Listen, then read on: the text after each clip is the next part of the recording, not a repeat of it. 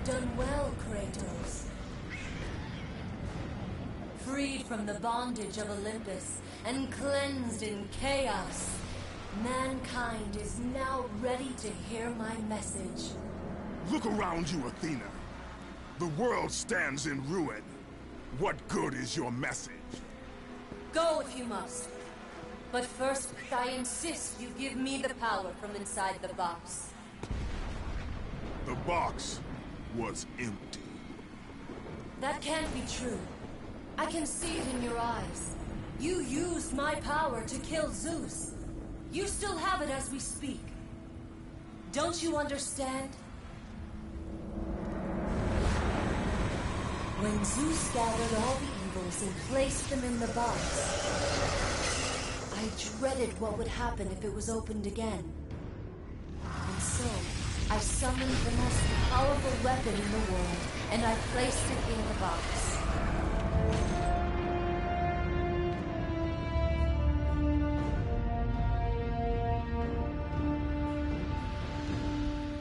I told you, it was empty. Pandora was sacrificed in vain. She died because of my need for vengeance. You must be mistaken. You used my power to kill Zeus. I saw you do it. Unless... Of course. When you opened the box, you released the evils to the gods. Infected them. Changed them. Zeus himself fell prey to the dark evils. This is why he became so enraged and obsessed with your death. He was consumed by the evil, fear. I thought the power I placed in the box was never released. All these years I assumed you drew from the evils inside to destroy Ares. But I was wrong.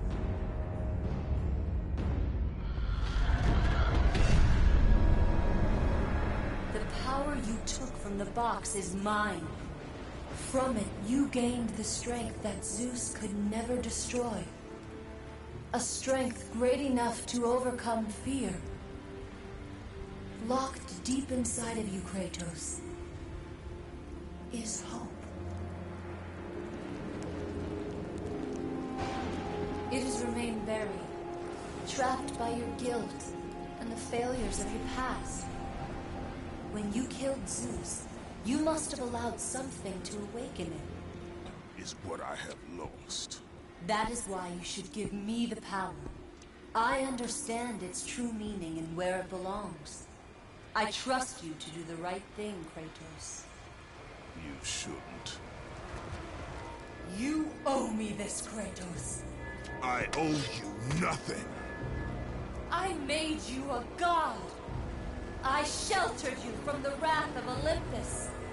I delivered you revenge on Zeus. It is over, Athena. You would dare strike me down? Again? My vengeance ends now. No!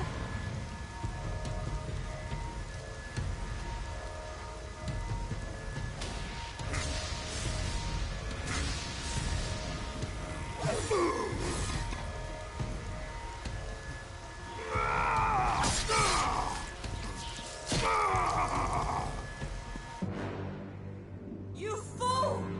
What have you done? No!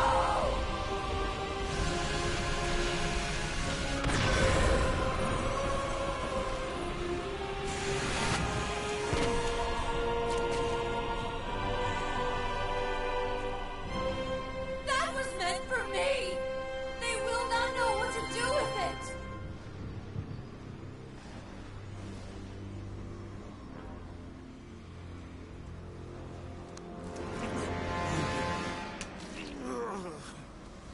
You disappoint me, Spartan.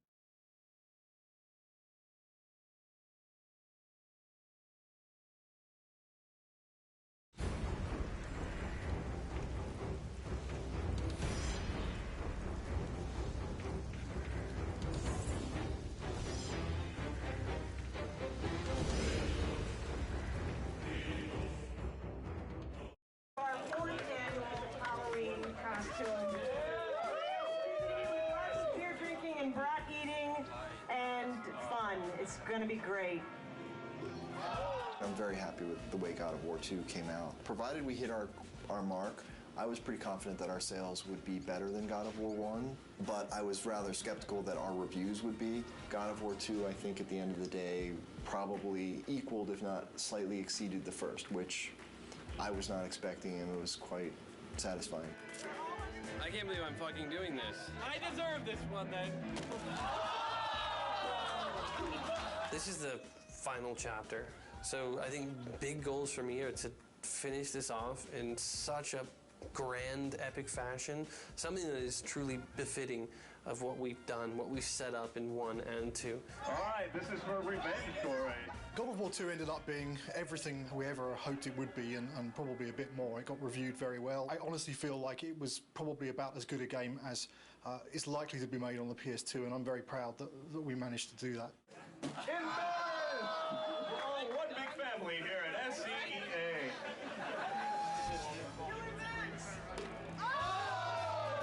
Once you start something, you got to finish it. So that's the way I look at things. God of War 3 is going to be the conclusion to the story. My hope is to make the best effects I can on the last one.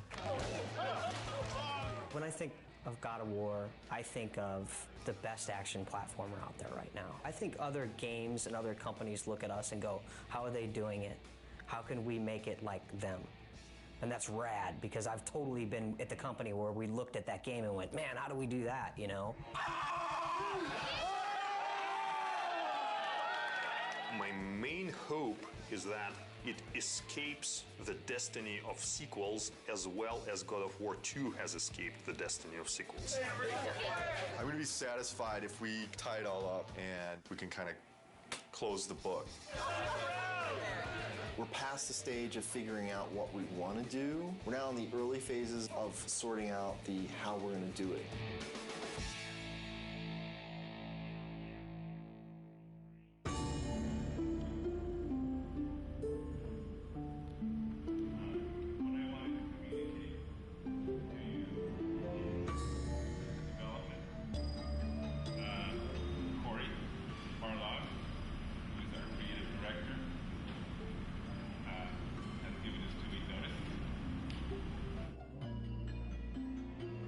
Next Friday will be my last day at Sony Santa Monica. The bomb was dropped. It was somber and everyone was quiet and no one said anything, and perhaps there was a tad bit of shock. It's killed me because I really didn't want to say something, but it's just nothing you can say is going to come across as anything but you're an asshole. When I heard that Corey was going to leave was kind of annoyance more than anything. It's, you know, it takes a long time to make a successful team as much as a successful product. It's always a pain when a key person in that team decides to move on. First emotion we felt was just shock. Didn't see it coming, didn't expect it. It's like dropping a bomb. Well, it was disbelief, obviously. I thought he would be the last one to leave. Incredibly bummed out, like very, very disappointed. You know, you're never really prepared for something like that, you know.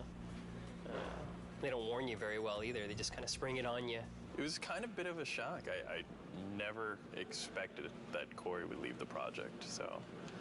But once the initial shock died down, I couldn't help but being a little bit happy for him, so because he was getting to try new things. It kind of puts us in a little bit of turmoil for now, but I think we'll work it out. I'm glad he has the balls to stick to whatever it is that he wants, but I'm also a little pissed that he's leaving us in the lurch, just kind of like holding the bag. I mean, I know I want to be here. If he needs to be someplace else, that's what he's got to do. And I think it's better that it happened at this stage in the project than a year from now, obviously. It obviously is a very difficult choice and a difficult time and not a very happy choice to be making. But, you know, on the horizon, the doors are opening. Of course, it's hard to imagine someone stepping into Corey's shoes. He's amazing. Many people wondered whether we could do God of War 2 without David Jaffe, who did God of War 1, and I think we succeeded at that. I think we can succeed at creating a third version without Corey Barlog. I think it's kind of neat, actually. A different director for each chapter.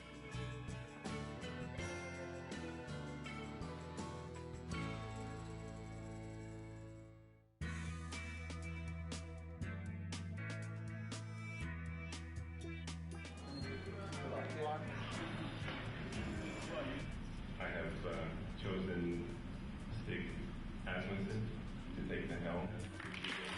When I became director, there was a very warm response from the team. I got a lot of tons of support, and I mean, so far everybody's been super cool. I look back on how Corey handled things and how Dave handled things, and I draw inspiration. I think the most important thing that I got from both of those guys is the fact that they were themselves. I'm super excited. You know, this team kicks ass, you know, and it's said a lot, but this type of situation, the kind of garbage that we've been going through in the last month, as far as I'm concerned, this team's second to none. But Stig is fucking amazing. Stig's a pretty good leader, I think mostly because you're probably afraid of him when you first meet him. The entire team really respects him. Everybody communicates well with him, and he's not unfair with any of his decision makings. From my perspective, he is much more easier to work with. He is much more structured and engineer friendly. One of my strengths is to try to lead by example. Hopefully that filters through to the rest of the team and they're able to approach their tasks with total excellence. Very challenging. It's a lot of new technology and a lot of new techniques are required to make a game on the PS3, which means that we have to learn some completely new techniques for writing our game code. It's also a completely new graphics processor, so we have to learn about those graphics techniques and work out how we expose them to the artist in order to make the best possible art and give the game the look that the art team is interested in. We have a similar set of problems working with the designers. People's expectations for games on the PS3 are much higher. They want to see, you know, more enemies and more complicated effects and, you know, more ragdoll physics on the characters and, you know, realistic looking reactions when you hit people. So yeah, there's a tremendous amount of challenge working on the PS3. God of War 2, the team was able to throw so many things into the game and get things up and running and finding out, is that fun or not? The hard transition for God of War 3 is getting all that to work again because we have so much new technology that has to be built. You know what I'm saying? Everybody has to relearn their own personal expectations and their limitations and how they're projecting their schedules and their tasks and things like that. Everybody is counted on everybody else to kind of make accurate predictions on what they can do. It's tough right now because everything's new. It's just so much more involved. That's very worrisome. When are we going to get to the point where we can say something's going to take 4 weeks to do and it's really going to take 4 weeks to do? It's understandable that nobody understands that right now. PlayStation 3, we're able to push a lot more polygons, a lot more texture resolution and detail, so things are hyper realistic. I mean, they're so realistic now that we can actually see pores on skin and hair and eyebrows and nose hairs. You can see everything. We have a lot of work ahead of us. Every character now is like taking 6 weeks, 8 weeks. At least 6 weeks. Yeah, to make one. It's not like before, it's like 5 days we can make one. For me, it's not knowing kind of where the limits are. You can make stuff look so super realistic now, and that takes a lot of time. Whereas before, we really had defined limits. Yeah, it's exponentially more complex. And the other big thing is this is going to be our first PlayStation 3 game, and we're expected to be able to beat games that some studios have released 2, 3, even 4. Gamers are expecting us to have better technology, better art, better visuals, better gameplay. Across the board, they expect it to be better. And that's pretty intimidating in itself. We're going crazy with the detail. When it's done, I think it's going to look incredible. You're going to see Kratos do a lot more subtle movement, more facial animation, things that the human eye just, usually takes for granted, but now we can include all those things. The things that we can actually accomplish are starting to now really become things that are only limited by our imagination. With the new hardware and the new system, we're able to kind of start pushing the player experience and creating like a much more kind of cohesive world. And like, the Titan before used to be in a cinematic and now you're actually like running on the damn thing. So it's like, whoa, we're getting there. Titans, we've never done anything like that. They're pretty crazy. It's insane. The fact that you're going to be able to run around this like moving character and it's basically a moving level, it's pretty insane. From a a programming perspective, they're a big challenge. We designed all of our animation systems and everything to deal with a roughly 2 meter high character. Exactly. Where, if his little finger twitches slightly, there's not too much of a big deal. Exactly. But when your character's 2 kilometers high, then a little twitch in the finger suddenly becomes like a really big deal. The very first moment those were mentioned, I was like, oh Jesus, this is going to be a big problem. Yes. But hey, I mean, it wouldn't be God of War if we didn't try something we didn't think we could do when we started. Because I'm very proud of this game and you guys, I've invited a storyteller friend of mine to come in our walkabout. So Stan Lee is going to join us today and check out your work. This is such a cool time to be just walking around the studio and looking at things as they're coming online. Every month, we do a walkabout, and it's largely for the team to kind of, review each other's work and, and really compliment each other. It's a big studio now, there's like 80 people here, and really it's impossible to keep on top of everything that any given part of the group has been working on. It's an opportunity for everyone to see what cool stuff has been going on in the studio. It's a good way of making everyone realize that they're part of a big machine at this point. Plus, everything looks better after you had a couple beers. So it helps to make your stuff look better. Everyone's out to get yes. These are all, it's Olympus, the gods, and they're all bad. All the gods are bad, except this guy who's tormented. Yes. He's great. His line is, in the end, there will only be chaos. And then the next game you do is called Chaos. That's a great sequel. There you go. Zeus's brother Poseidon. Terrific drawings. Hera. Yeah. I love to write dialogue. Maybe we could try something new. A video game with lots of dialogue. I'm sure it would sell like a bomb. And I love the way this hand is there. Oh, gosh. Oh, yeah, and then when he moves the hand, we'll like make that to kind of get destroyed a little bit and get all kinds of dust flying off of it. This is one of the best things I've ever seen. Cool. That is beautiful.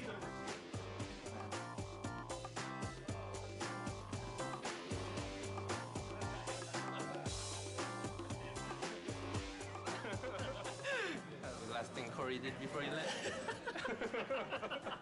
Okay, so long, fellas. We're just giving each other props here. Yeah. Cheers.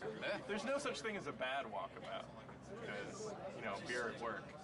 And also, Stanley rules! Woo! Just crawled up there. It's Stanley. Stanley!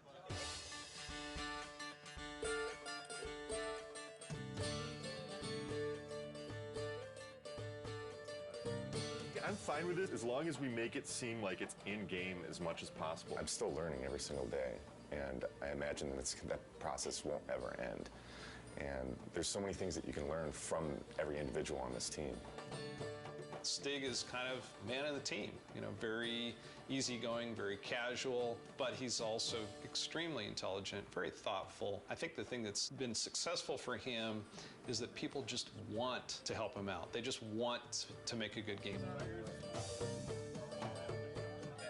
Stig just keeps pushing along. He's got 2 brand new twins at home, and yeah, it just keeps on He's got this other baby, this big baby on his back right now, so he's doing great. Since last Halloween, we made a lot of progress. We've got the story of the game done. We've got the whole design direction completed. 3 months from now, we're going to be doing our press event. Everyone gets to go home early! The first couple times when Stig addressed the team, it was so clear how nervous he was. He would kind of stumble on his words, and he'd literally, turn red, like a stoplight. It was really kind of endearing. But then to watch him sort of evolve, and honestly, I think I was a little bit concerned that, our game director is our public face. And we actually gave him, some media training. And Stig actually asking people, he says, honestly, I don't want to think about all this stuff. I just want to be myself. Is that okay? And they said, you know what? Absolutely. That looks good. Oh, wow. That's how tall Kratos is. He's probably closer to the size of this guy. Will is our stand-in Kratos when Kratos isn't here. I'm about as close as you can get. We picked the venue and the location for the spot, and we brought all the media here. We have something like 60 people here from the media. I can't wait for them to see the actual gameplay. These guys are going to be thrilled. Love Kratos. Kratos is hot. Be nice to see if he ends up a god or destroying Olympus.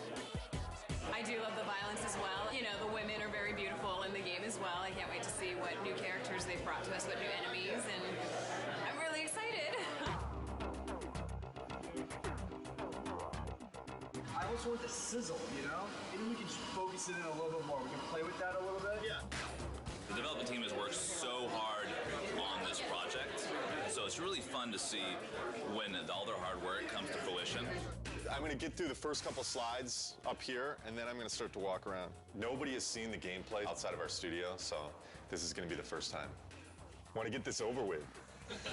I'm nervous, but I'm also excited about this. I think we've got something really cool to show. I'm looking forward to seeing people's reactions. Can we play it? This is our first big kind of press thing. There's definitely some nerves with that. Anxious. I'm definitely anxious. The best thing that could happen today is people think it's awesome. You know, it totally kicks ass. The worst thing that could happen today is that people just flat out think it sucks. I don't think that's going to happen, but you never know with these media people.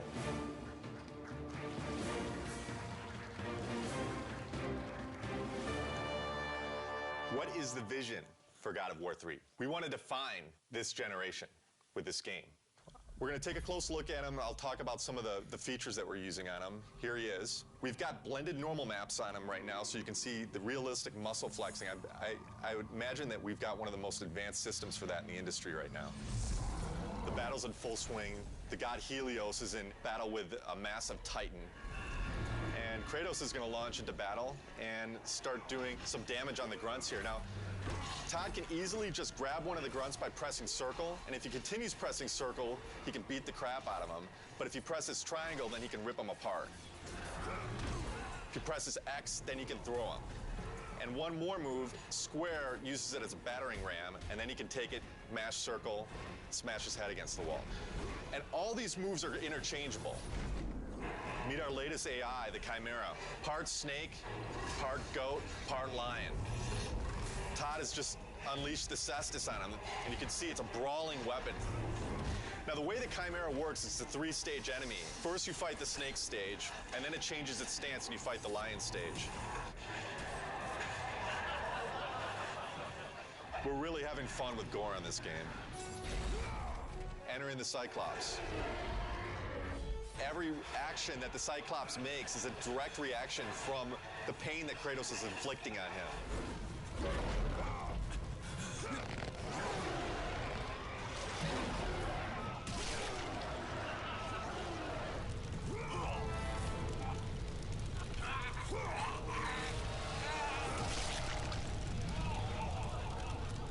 Well, that's our newest upgrade, the Helios head. It can be used to reveal secrets. Todd has now found the door of Eos. Another thing the Helios head can be used as is a lantern in darkened areas. This is our newest form of travel in God of War, Icarus Ascension. Todd now has full flight controls over Kratos and basically dodging gameplay.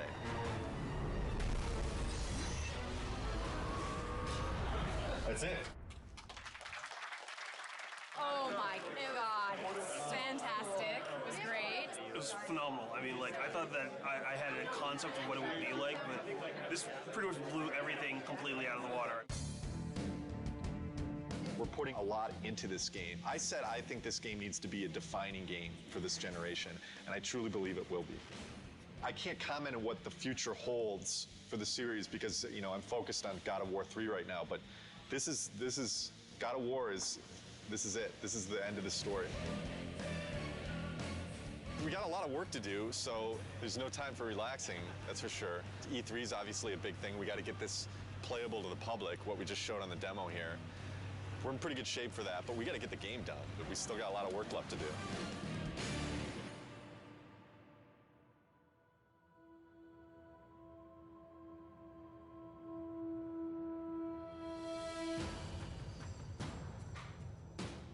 Right now for E3, pretty nervous about it. Nervous, I mean, think nervous isn't a bad thing. You know, you should be nervous. Your nerves should be on edge or else you're not going to get the thing done right. It's kind of ironic that most people would have been happy with the reaction for the press demo, and we were kind of like, We could have done better. We've undertaken to basically change the rendering path between February and E3 to make it look much prettier and much more next-gen. We have this amazing capacity to never know when to stop. Hopefully it'll all come together. I think it will. It's looking very nice. We definitely know how to pressure ourselves. This team sets the bar really high. We could settle for a lot less and probably be a lot closer to being done, but with this group, they're never satisfied. Yeah. We never do things the easy way. Personally, I'm worried, but then I think it's good that I'm worried because that forces me to actually get this shit done. Good. There's definitely pressure, self-created pressure, and then pressure from other departments just to get everything done. We're all just trying to do our best. I think the most pressure we get is from ourselves. Every team is always looking at the other team's work and commenting and critiquing. So we're really pushing each other the most, I think. It's a lot of back and forth.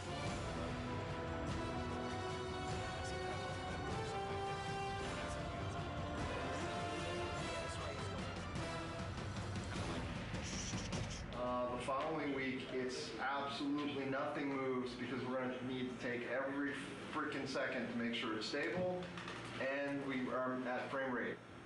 So, stay with that. You want to just... The dead soldiers on the ground aren't in the poses? Nope, and they don't have blood streak. Because we didn't build it to open and close. Wait, you need the book to open and close? Yeah. There's no limit to good ideas, but there is a limit to how many of those good ideas that you can actually implement.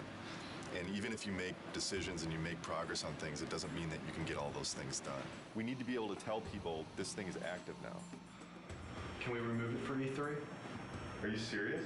No, I'm not. I mean, there's a lot of other shit here to get done besides getting a book to have in an active states. Let's say we don't do the open and close for E3. It would just have a glow effect and a light that comes with it, and that's it. Do we just put a sparkle on it then? Absolutely have any compromise for the schedule right now. I have to trust production, and I have to trust the fact that they're telling me that we can't get things done. So I feel like there's little things that have been compromised. I don't know that the player's going to necessarily miss them, but I sure am. That's part of making games. You don't always get what you want. This seems like harder than the last time I played it. We have to keep in mind that somebody from the street is going to be playing those harpies. And I don't know. The way it looks right now, on 3 tries, people will throw down the controller. The stuff we just went through, pretty rough. It's a little frustrating from the respect that it's been kind of at this state for a long time now. Kind of wondering when it's going to get fixed. The struggle or the challenge. If it doesn't get fixed this week, we're screwed. This is sprint week, meaning we're making a big push this week to get a lot of work done and make some headway going into E3. As far as crunch goes, we're not going to call it crunch anymore. We're going to call it a sprint, and then everything will be fine. So as long as we do that. Change the name, it'll all be fine. Tonight's the first night of crunch. Yeah. Yeah, so... We don't like the euphemism sprint. Fuck. I hate crunch. It sucks.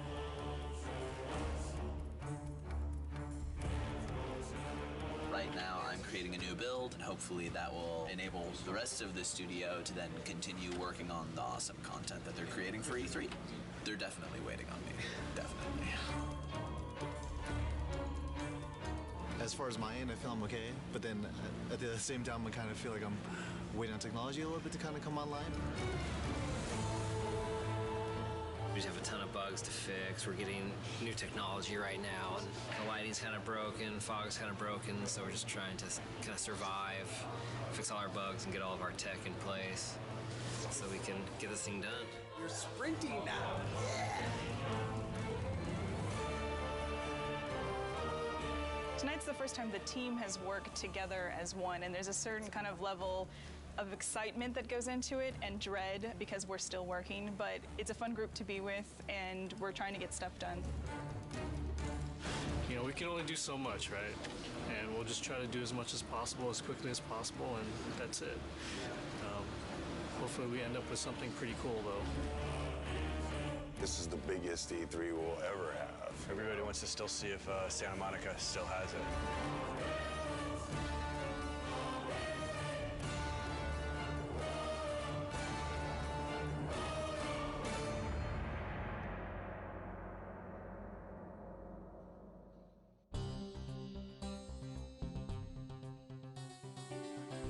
Last 2 weeks have been very, very intense. I actually got here this morning a half hour before the shrine actually opened to deliver live code for what we're playing this morning. I didn't have that code until yesterday afternoon. The Sony press conference is their big moment, 2 hours to like show all the new stuff they have. And it's going to be broadcast on live TV and web. And we're going to end the show with God of War 3. Anytime that you go first or last, if you open the show or close the show, it's an honor. I guess we're happy that Sony seems so committed to our game. It's nice that all of our hard work over the last 7 years, really, because that's how long we've been working on the God of War series in total, is really getting the reception that it seems to be getting. We're real excited that we're closing the press conference. It's a great opportunity. It's a great way to end. We're going to be live on stage playing real live code. So nerves are definitely high. Like a lot of jitters. Stig's going to be talking and I'm going to be playing on stage, so a little stressful. Got to take the edge off a little bit. Headlining scares the shit out of me. I've never done something this big, standing in front of 2,000 people or however many it is. This is one of the most eagerly anticipated games of this generation. I'd like to invite Stig Asmussen to the stage to show you the first few minutes of the jaw-dropping God of War 3.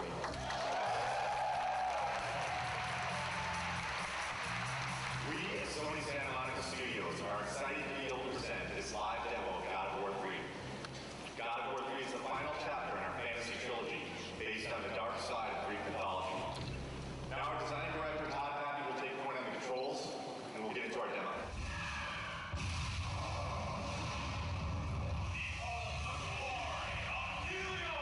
I'm really anxious. I'm really excited. This is a really important moment for the team. It's important for the game. I hope that we make the impression that we always strive for.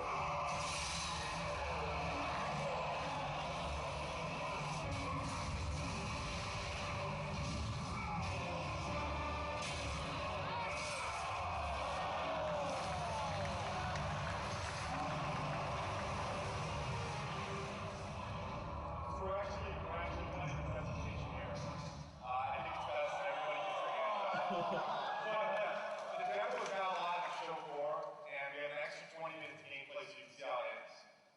God of War 3 is due for release March 2010. Thank you.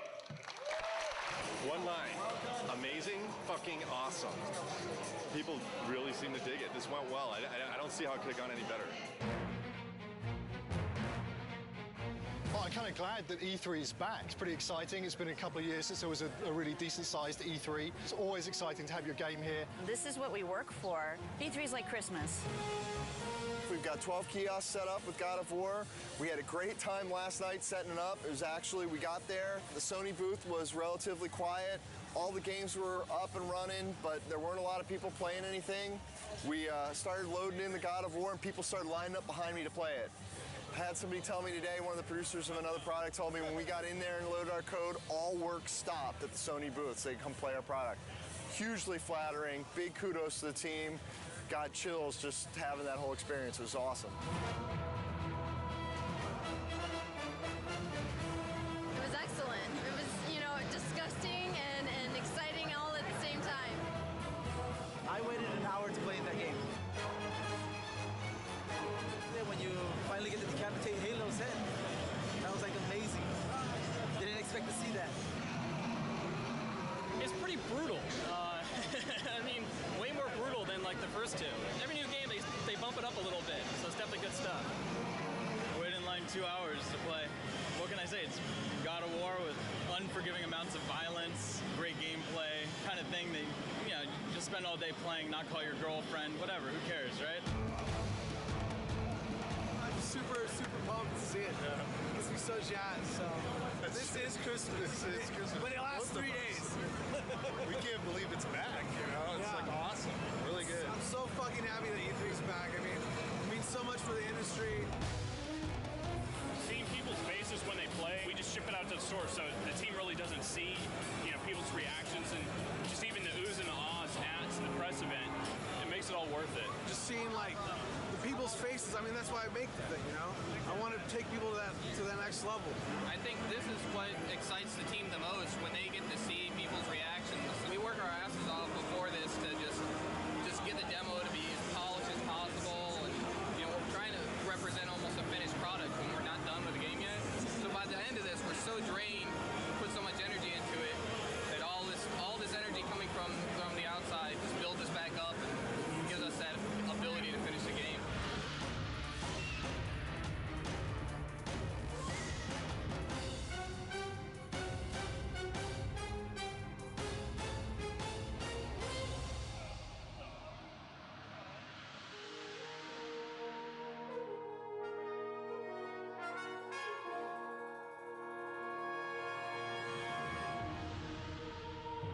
E3s was a huge milestone for us. A lot of publicity, a lot of great feedback and great exposure. E3 was awesome. I have to say it went very well. Seeing all the fans and watching everybody play totally put us in a different mindset coming back from that. You really get locked up and don't really see people's reactions working on something for so long, and going and seeing people line up for your game, that's more than you could ever want, you know? It just kind of invigorates the whole team into coming back and working on something and wanting to put your heart into it and make it even better. I think we did a good job with it at E3. And that shouldn't be our high point. That should be like our midpoint. Alpha is when the whole game from start to finish needs to be in one bag. It can have placeholder assets, but you can fly basically through the whole game or walk through the whole game, and everything's represented in approximately the way that it will ship with. Yeah, so ideally by Alpha we shouldn't go, oh hey, we need that extra bad guy, or hey, we're going to add a new boss. Which we've done on other games, so... But ideally on God of War 3, you know, Alpha will be, okay, all of our pieces are in. And then after Alpha becomes Beta, and Beta is basically art lock. I want to make sure that when I'm playing the game, I've got a smile on my face. You know, I've played God of War for the last 6 or 7 years of my life now. As long as I'm got a smile on my face, I think there's a good chance that that's going to translate over to the fans. If you kind of take a look at this here, you can see this character that's the size of the Sears Tower, roughly. It's about 1,500 feet tall. It's a different kind of boss battle. Kronos is more than Gaia, is more fully alive, and you're more fighting on a character that's moving around. So this has been very tedious and challenging and time-consuming to put this together, but I think at the end it'll definitely be worth it, and people will feel like they're playing something they never played before. Kronos will actually thrust his hands forward and do a scrape and leave his fingers there, so that you can actually attack his fingernails. We'll have a breakable on the fingernail, and then the fingernail will bring up a circle prompt. You'll grab onto that and in the CS move, and then basically do a struggle and then rip it out, and it'll be kind of a gory, cool, memorable moment. We actually want to make this awesome. We want to make this gameplay super exciting. It's going to be everything people expect from what the Titan fight should be. What are the big tech issues, Chris, that you need support on? The only big tech issue we need support on at the moment is the issue with the collision. The more static you can get him, the more precision you will shoot. What we're doing hasn't really ever been done before, and so a lot of what we're running into are issues with trying to make it as exciting as possible, but working within the technical constraints that we have and in the time frame that we have. I would say that the rewrite of skinned collision is turning into a very unrealistic proposition to get it finished before Alpha. Time is the biggest fun killer usually as far as developing. It's where you come up with the most exciting scenarios, but do we have the time to put it together? Fabrice and I will need to take a look at what is going on and what's fixable and what is not, and what we will have to design around. With Kronos, the whole is greater than the sum of its parts, and when you see it all together in the finished product with all the polish, I think it's going to be one of the most memorable experiences in gaming history. That's how I feel about it. I know it's going to be like that. The murderer of Gaia enters my tomb. Kronos! I know it was you who killed her, Spartan. Who else could?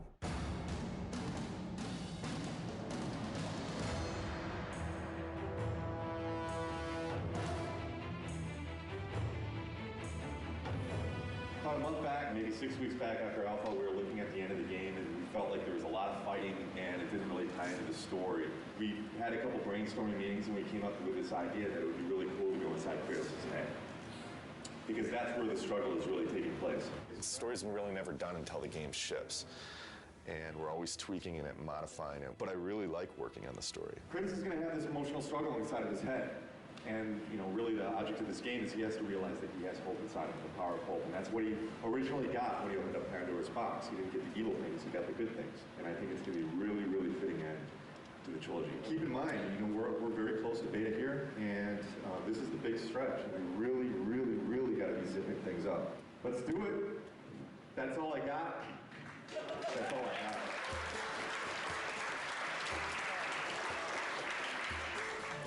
This is the third Halloween. I think for many it's probably a big relief. We're less than 3 months away from being done. It's been 2+ years. It's been an incredible journey. We've overcome so many pitfalls along the way with change of personnel, project redesigns. Despite all that, we've managed to continue to elevate and continue to push ourselves and continue to make the best products we as a team can do. And I think God of War 3 is living up to that. complete the third one. It's pretty amazing. We always tried to hit the highest mark we possibly could, and I think we've done it once again with this one. So we're going to have to wait and see what the fans think, but I have really, really high hopes. Completing a trilogy is something I never did in my life, you know, and completing something like this is very special, you know, something that means a lot to me. Sentimental moment. This is truly one of the best teams I've ever worked with. I mean, across the board. I've worked with teams that were really strong on the art side, or really strong on design, or really strong on technology, but this is the only team I worked with that fires on all cylinders. The team faced a lot of challenges. The interesting thing is that this team has always faced challenges, and it sounds kind of cliche, but they're really good at facing challenges. Yeah, I agree 100%. You know, I mean, we've discussed a lot. Obviously, we've gone through a lot of different changes, and the team always, I mean, you can't put it any better, but they always rise to the challenge. We really sat down and focused what we wanted to, make good, and whatever wasn't working, we just kind of threw out the door and said, this is what we want, and that's what everybody focused on and made good. Fans are going to be blown away. We're still getting surprised as far as how good things look. The game's awesome. It's going to be good. Been working with Kratos almost 7 years. I've learned a lot. He's taught me a lot. We've had some good times, but it's time for him to go to bed for a little while.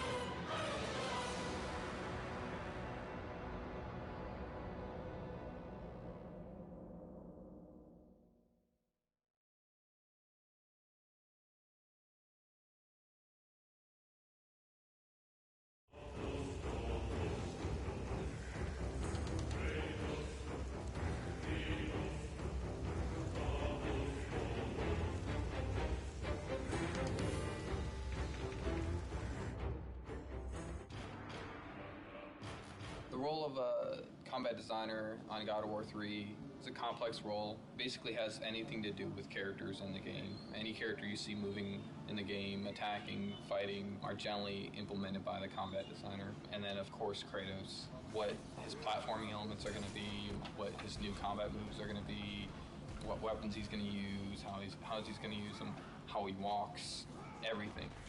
I'm here with Jason McDonald, who's a senior combat designer on God of War 3. And we're just talking about the new features that we have in the game and what we're trying to add to the God of War franchise. Well, we've got some of Kratos' items in. He can grab a head and he can light stuff up. Now that we can play with lighting in God of War 3, we can make the entire room dark, have enemies that are attacking you in the dark, can't be seen. And when you light them up with the head, they light up for a limited amount of time, so you can attack them while you can see them, but then they are constantly disappearing. You get to parts where it's completely pitch dark and you hear the guys scream in the background. You use the Helios head to, find out where they are. The strategy gameplay, the combat side of it turns into you have to keep these guys lit to be able to hit them, otherwise you get screwed and they just destroy you in the dark. So. Definitely something we couldn't do before, just because we didn't have dynamic lighting to the extent that we have it now. So we got the combat grapple in. We tried the grapple stuff in God of War 2, but since we were limited on memory and animations and things like that, we just couldn't do it, and if we couldn't do it well, then we weren't going to do it at all, so we just didn't do it.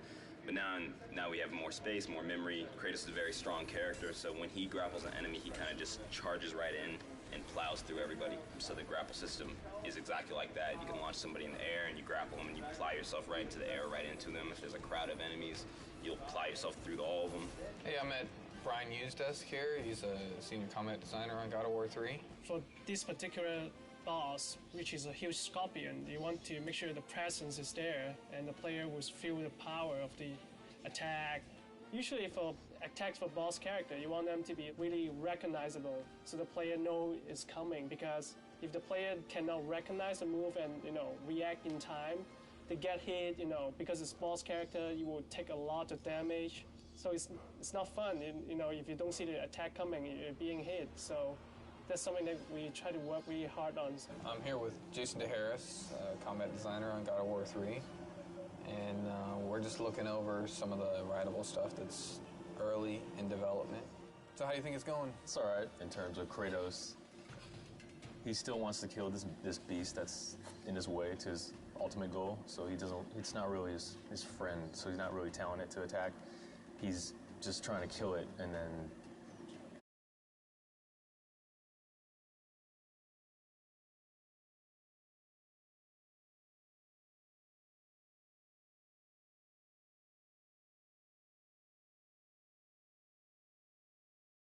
much.